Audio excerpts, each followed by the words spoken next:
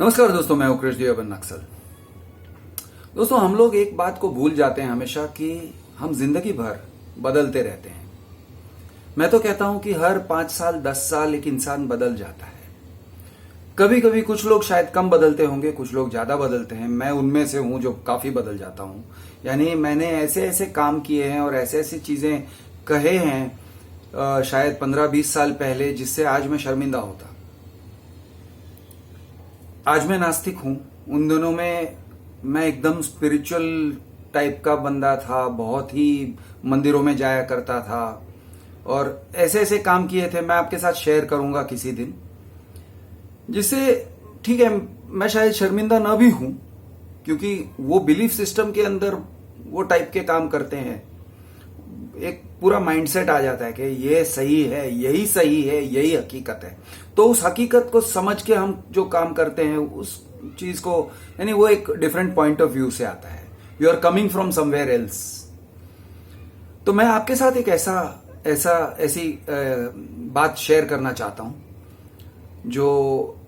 जहां पे मैंने अपने ही नैरेटिव को देखा, जांचा, परखा और मुझे पता चला कि यार ये मेरा जो नैरेटिव है अपने बारे में, मेरे बारे में, वो गलत है, वो झूठा है। It's a false narrative. मैं अपने बारे में एक स्टोरी जो अपने आप से कह रहा था वो बिल्कुल झूठा था और मुझे वो एडमिट करना पड़ा अपने आप को। हुआ ये दोस्तों कि जब मेरी शादी हुई तो हम लोगों ने बहुत ही जल्दी मिलके आपस में तय करके शादी कर लिया। बहुत ही जल्दी, 6 महीने के अंदर सब कुछ कर डाला। और उस टाइम पे हमारे बहुत सारे एजम्पशंस थे। मेरी पत्नी के बारे में मेरे बहुत सारे एजम्पशंस थे और मैंने कुछ सोचा था कि वो ऐसे होगा और हमारा लाइफ ऐसे होगा। और एक चीज मैंने सोच रखा था कि मैं जो हूं, मैं एक एडवेंचरर टाइप का बंदा हूं। मैं माउंटेन क्लाइंबिंग करता हूं, मैं ट्रैकिंग करूंगा, मैं लॉन्ग डिस्टेंस साइकिलिंग करता हूं, मैं रनिंग करता हूं। और टू अ लार्ज एक्सटेंट वो सही भी था। मैं लॉन्ग डिस्टेंस रनिंग करता था, मैं अकेले साइकिलिंग करके गोवा गया था, बॉम्बे से गोवा गया था, 5 दिन में पहुंचा था। अकेले मैं कई जगह जा चुका था और रह जाता था और out of the way travelling करता था, off beat, off the track और एंड ऑफ द ग्रिड। क्योंकि उन दिनों में 1980s में मोबाइल्स नहीं थे, तो आप ऑफ ग्रिड चले जाते हो तो आप किसी को पता ही नहीं है आप कहां पर हो एग्जैक्टली, आपका लोकेशन क्या है, जब तक आप फोन करके घर वालों को बताते नहीं हो। तो जाके पीसीओ से फोन करना और ये सब आपका एक वॉलंटरी डिसीजन रहता है और अगर नहीं करते हो तो you are off the grid. और मैं ऐसा था कि 15-20 दिनों के लिए गायब हो जाता था। यानी मैं कह के जाता था कि मैं इस तरफ जा रहा हूं, मैं साउथ गुजरात जा रहा हूं, मैं सौराष्ट्र जा रहा हूं या फिर मैं महाराष्ट्र में कहीं जा रहा हूं। और उसके बाद भाई पेरेंट्स के साथ कोई कांटेक्ट नहीं 10-15-20 दिनों के लिए। और मैं ये भी कह के जाता था कि मेरे पैसे खत्म होते ही मैं वापस आ जाऊंगा। और 5-6 हजार उन दिनों में लेके निकलता था और पैसे खत्म होते होते मैं लौटता था। तो इस तरह के मैंने कई बार काम किए हैं। तो मेरा एक सेल्फ इमेज बना और प्लस मैं फुल कांटेक्ट कराटे का स्टूडेंट था, क्लासेस भी लेता था थोड़े समय के लिए। तो मेरा एक वो घमंड भी था कि मैं फुल कांटेक्ट कराटे का हूं, बहुत फिट हूं, एक घमंड था।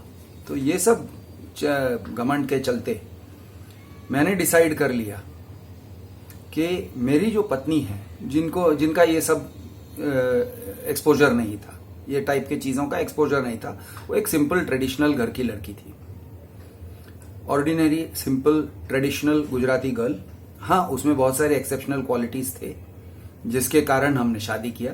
लेकिन जिस टाइप का एक्सपोजर मेरा था, मैं पत्रकार हूं, मैं जाके चीफ मिनिस्टर्स की इंटरव्यू ले लेता हूं वगैरह वगैरह, ये टाइप का जो एक्सपोजर था, मैं उस समय मैं जेल में भी जाके आ चुका था, यानी वो टाइप के बहुत सारे एक्सपोजर्स थे, बहुत कुछ कर चुका था मैं।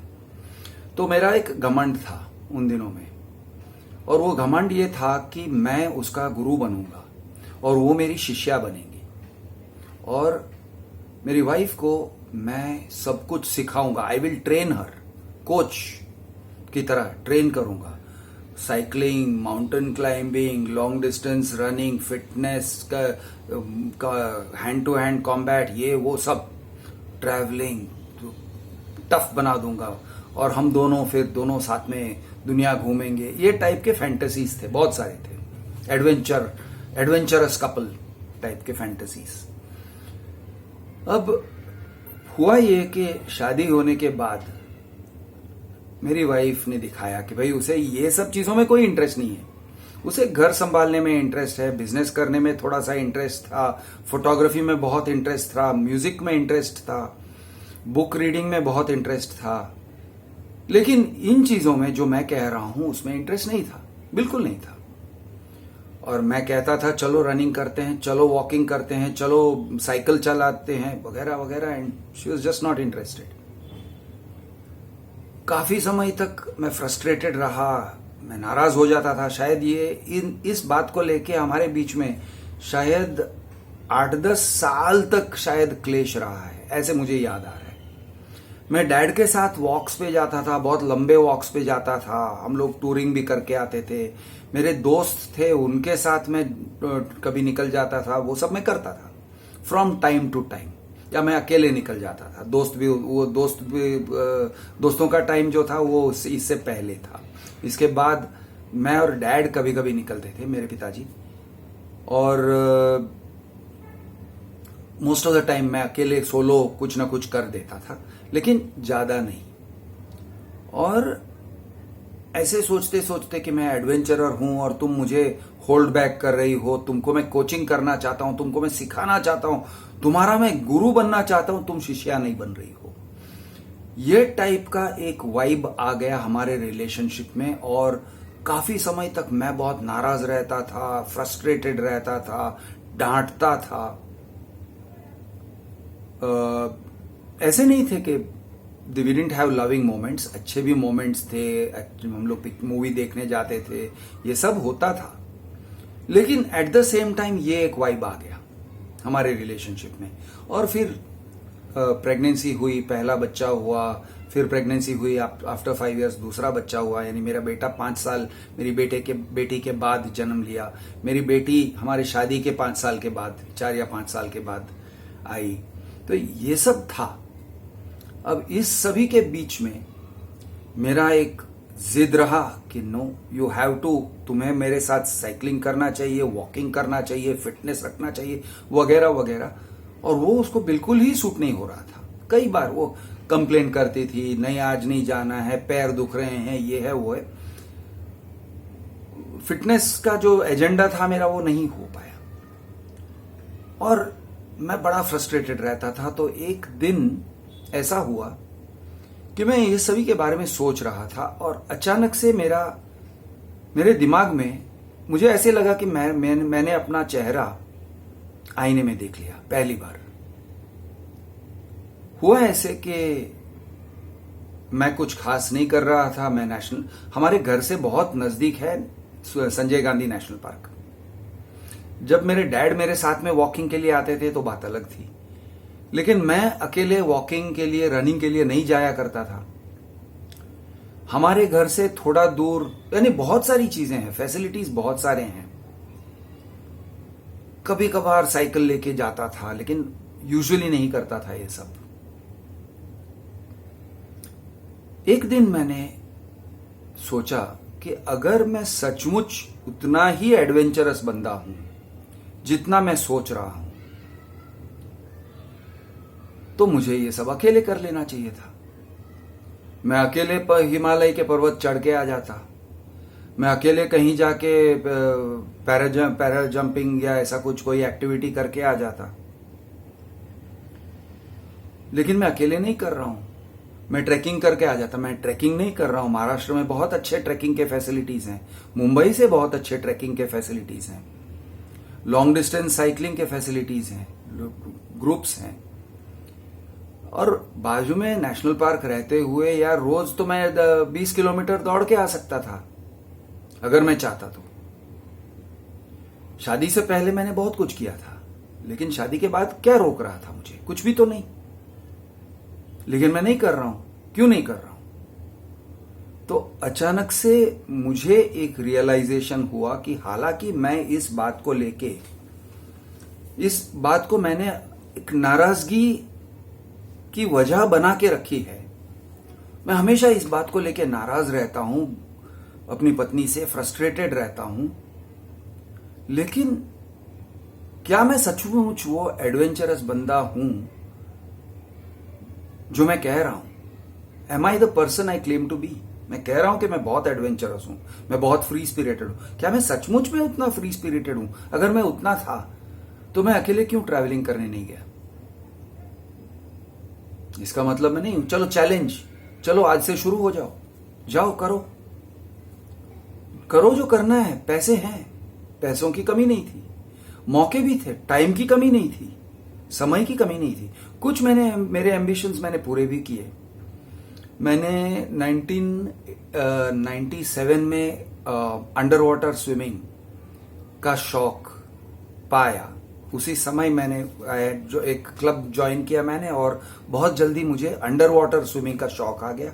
और आई थिंक 2000 के साल में मैंने एक छोटा सा लिम्का बुक का रिकॉर्ड बनाया कि longest distance covered under water in 1 our.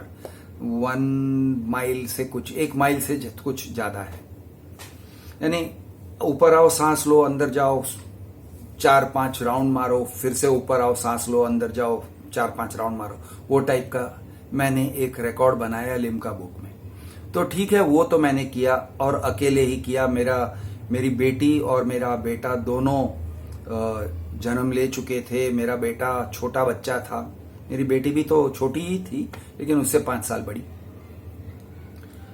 तो वो तो मैंने किया। तो वैसे मैं बहुत कुछ और कर सकता था अगर मैं चाहता तो, लेकिन मुझे रियलाइज करना पड़ा कि मैं शायद इससे ज्यादा अचीव नहीं करना चाहता हूं। मैं इससे ज्यादा एडवेंचरस नहीं हूं। मैं वो एडवेंचरस डूड नहीं हूं जो मैं अपने आप को कह रहा हूं और अपने आप को समझ रहा हूं।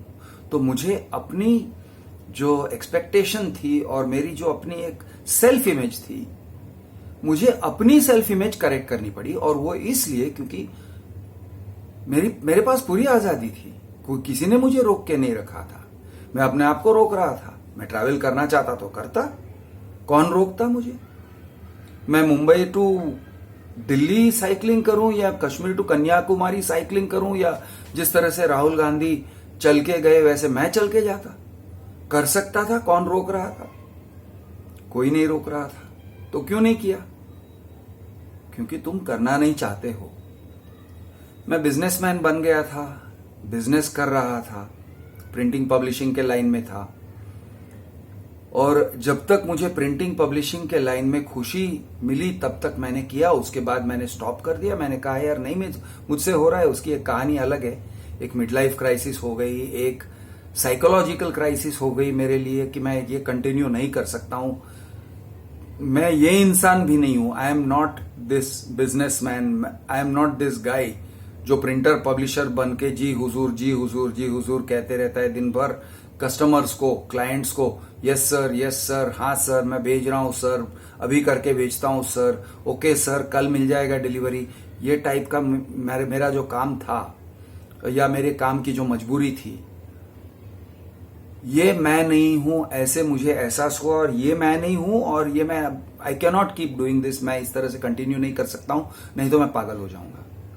ये मुझे एहसास हुआ अराउंड 2005, 2006 और फिर 2007 में मैंने एक बहुत ही शार्प, जैसे तलवार की धार से कस्टमर्स को छांटना शुरू कर दिया। मैंने छांटना शुरू कर दिया कि ये कस्टमर मुझे नहीं चाहिए क्योंकि इससे मुझे टेंशन हो रहा है। दूसरा कस्टमर मुझे नहीं चाहिए, हालांकि बल्क पैसे उसी से मिल रहे थे, लेकिन मैंने कहा नहीं, मैं नहीं करना चाहता हूं, मैं अब नहीं करना चाह रहा हूं। तो इस तरह से मैंने एक एक करके छांटना शुरू कर दिया और 2011-12 तक सब कुछ क्लोज डाउन कर लिया था। तो एक साइकोलॉजिकल क्राइसिस भी थी इसके अंदर, मिड लाइफ क्राइसिस, और साथ में एक रियलाइजेशन भी था कि ये मैं नहीं हूं, this is not who I am, this is not what I want to do with my life. तो ये टाइप का एक ये भी था। उसमें बहुत सारी और एलिमेंट्स हैं, लेकिन कहने का मतलब ये था कि I have been in search of myself. मैं खुद अपने आप को ढूंढ रहा हूं।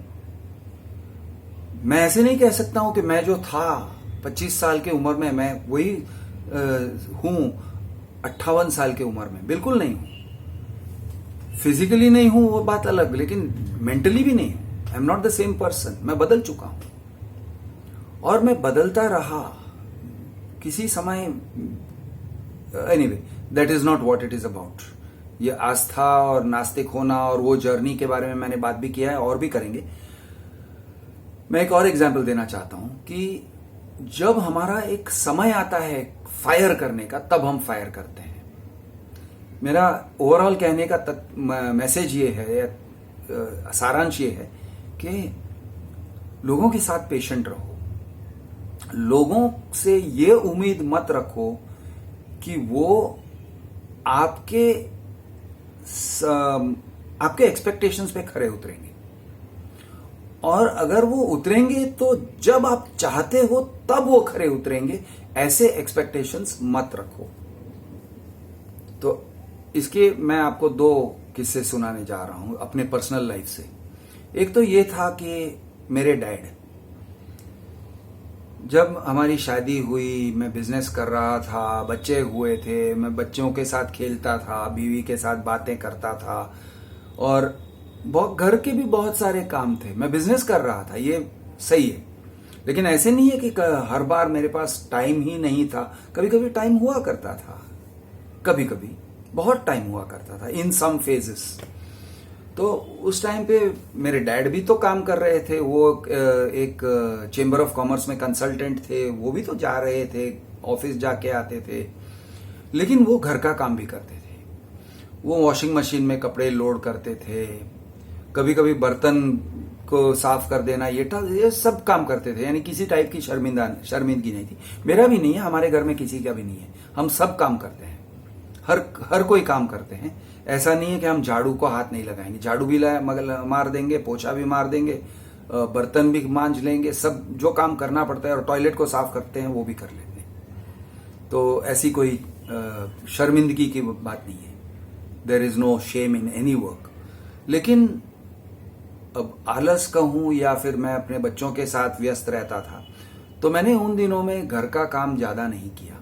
और मुझे याद है उन दिनों में डैड वॉशिंग मशीन लोड कर रहे थे, और कई बार, एक नहीं अनेक बार, 2 या 3 बार ऐसे बड़ी तीखी नजर से या कड़वी नजर से डैड ने मुझे देखा था, वो वॉशिंग मशीन लोड करते करते। मैं अपने बच्चों के साथ खेल रहा था या ऐसे कुछ कर रहा था, या टीवी देख रहा था बैठ के, और डैड ने ऐसे देखा था, और मुझे जितना समझ में आया था, मुझे ऐसे लगा कि डैड कह रहे हैं, यार मैं ये काम कर रहा हूं, वॉशिंग मशीन लोड करता हूं, रोज कर रहा हूं, तू क्यों नहीं कर रहा है।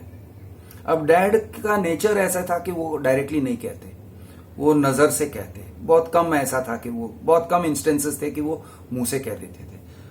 उन्होंने एक नजर से मुझे देखा, मुझे महसूस भी हुआ, और लेकिन मेरा नेचर ऐसा है कि कोई गिल्टी फील करवाने को ट्राई भी करेगा, मैं गिल्टी फील नहीं करता हूं। तो मैंने नजर से नजर मिलाया, देखा, लेकिन मैं हिला नहीं, मैं अपनी जगह से नहीं हिला। और डैड ने वॉशिंग मशीन को लोड किया, फिर दूसरे दिन भी उन्होंने किया, तीसरे दिन, यानी वही कर रहे थे, बेसिकली उन दिनों में वही कर रहे थे। मैंने नहीं किया, उस समय मैंने नहीं किया, मैंने बाद में किया। मैंने किया लेकिन बाद में। 2 बातें हैं। एक तो यह है कि आप अपने एक्सपेक्टेशंस का बोझ किसी और पे नहीं डाल सकते हो। वो आदमी काम करेगा, विश्वास रखो कि आप अगर कर रहे हो, आपका परिवार वाला, जो आपके परिजन जो हैं, आपका बेटा बेटी जो भी हो, करेंगे, उम्मीद रखो। और आप करना चाहते हो ना, आप करो, किसी को गिल्ट ट्रिप मत करो, जब वो करेंगे तब करेंगे। तो ये एक सेकंड है। और थर्ड चीज मैं आपको बताना चाहता हूं, मेरा बेटा जब छोटा था, उसको फिजिकल एक्टिविटी, रनिंग, जंपिंग, इसमें कोई इंटरेस्ट नहीं थी, कोई इंटरेस्ट नहीं, उसने कोई इंटरेस्ट नहीं दिखाया। उसने किसी तरह का, इनफैक्ट वो बड़ा आलसी था, मोटा भी था। उसको मैं और उसकी बहन यानी कि मेरी बेटी साथ में लेके रनिंग करवाते थे।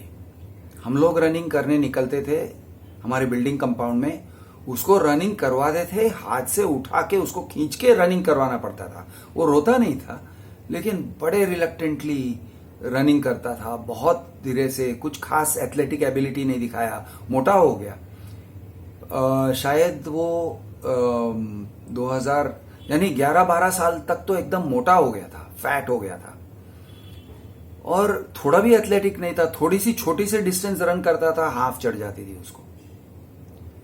अगर डिसअपॉइंट होना था, और क्योंकि मेरे अंदर वो चीज थी ना कि भाई मैं तो रनर हूं, ये सब करता हूं, और साइकिलिस्ट हूं, बहुत कुछ करता हूं, मैं बहुत एक्टिव बंदा हूं, तो मेरे अंदर वो घमंड भी थी। तो मुझे थोड़ा दुख भी होता था कि यार मेरा बच्चा ये क्या है, ये कैसे हो रहा है कि वो थोड़ा भी फिजिकल एक्टिविटी करता नहीं है। और एक दिन मुझे याद है, छोटा सा डिस्टेंस मैंने रनिंग करवाया और हाफ चढ़ गई, बहुत छोटा सा डिस्टेंस। स्टैमिना तो बिल्कुल ही नहीं थी, स्पीड भी नहीं था, लेकिन फिर उसने कहीं पे, यानी उसको वो सेल्फ मोटिवेट हो गया, क्योंकि बच्चे लोग खेलने को बुलाते थे, वो मोटा था, वो उनके साथ खेलता था, वो उसे चिढ़ाते थे, उसको धक्का मारते थे, कभी कभी उसकी पिटाई कर देते थे, लेकिन वो घर में आके बोलता नहीं था। उसने कभी नहीं कहा कि आप आके इनके साथ फाइट करो, उनको डांटो, कुछ नहीं। वो अपने अंदर एब्जॉर्ब कर लेता था, चाहे जितनी बड़ी उसकी, यानी जितना भी दर्द हो, वो दर्द को कंट्रोल कर लेता था, और उन बच्चों के साथ फिर से खेलने जाता था। और करते करते उसने शुरू किया, बास्केटबॉल खेलने लगा, स्कूल में जूडो आया, जूडो सीखा थोड़ा बहुत, फुटबॉल सीखा अपने आप से, दोस्तों के साथ खेलते खेलते, करते करते करते अब वो 24 साल की उम्र में मिक्स्ड मार्शल आर्ट्स कर रहा है। और आज मैं कह सकता हूं कि मार्शल आर्ट्स में मुझसे बहुत आगे निकल गया है। यानी मैं जो कुछ भी कर सकता था उसके उम्र में, या जितनी भी मेरी फिजिकलिटी थी, अगर मैं अपने आप को तोप समझता था कि मैं ये कर सकता हूं, वो कर सकता हूं, मेरे से तो बहुत आगे निकल गया है। वो बहुत ज्यादा हासिल कर लिया है, मुझसे ज्यादा, जो यानी उम्मीद से ज्यादा उसने हासिल कर लिया है। He is a good football player, he is a बहुत अच्छा गोलकीपर है। हाँ, कहीं पे नेशनल्स वगैरह ये सब उसने किया नहीं है, लेकिन बहुत अच्छा गोलकीपर है, बहुत अच्छा बैडमिंटन प्लेयर है, बहुत कुछ उसने हासिल किया है, बहुत अच्छा फिजिकल कल्चर है उसका। मैं तो जिंदगी में 5 या 6 पुलअप से ज्यादा कुछ कर नहीं सकता था, वो तो यार एक साथ 30-40 पुलअप्स मार लेता है, यानी एकदम चौक बन गया है। यानी जब समय आता है तब लोग खरे उतरते हैं, उम्मीद रखो। मैं हूं आपका दोस्त कृष दी अर्बन नक्सल। जय महाराष्ट्र, जय हिंद, जय जवान, जय किसान।